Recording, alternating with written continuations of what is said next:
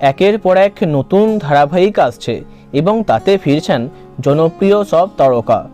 এই তো কদিন আগেই জি বাংলার নতুন ধারাবাহিক লক্ষ্মী কাকিমা সুপারস্টারে কামব্যাক করেছেন শার্লি মোদক। সেই আপডেটটা আমরা জেনেছি, তবে আরও একটি ধামাকাদার আপডেট সামনে এলো। সম্পূর্ণ নতুন ধারাবাহিকে ফিরছেন জনপ্রিয় টেলিনায়িকা বিজয়লক্ষ্মী চ্যাটার্জি। হ্যাঁ, শেষবার তাকে জি বাংলার জনপ্রিয় ধারাবাহিক রানু পেলো লটারিতে প্রধান চরিত্রে দেখা গেছিল। আবার প্রধান চরিত্রেই তিনি ফিরছেন।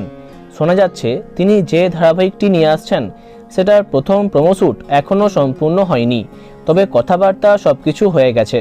সঠিকভাবে জানা যায়নি কোন চ্যানেলে আসবে তার ধারাবাহিকটি, তবে কানাঘুষো শোনা যাচ্ছে জি বাংলাতেই নাকি তাকে আবার দেখা যাবে। তবে এক্ষেত্রে এটাও বলে রাখি, জি বাংলার মতো কালার্স বাংলা এবং জলসাতেও একটি ধারাবাহিক আসছে কিছু দিনের মধ্যেই।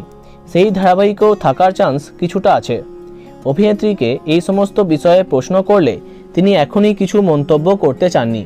তবে যেহেতু পরপর জি বাংলার রিয়েলিটি শোয়ে তাকে দেখা যাচ্ছে, তাই আশা করাই যায় জি বাংলার পরবর্তী ধারাবাহিকে নায়িকার চরিত্রে তিনিই থাকবেন।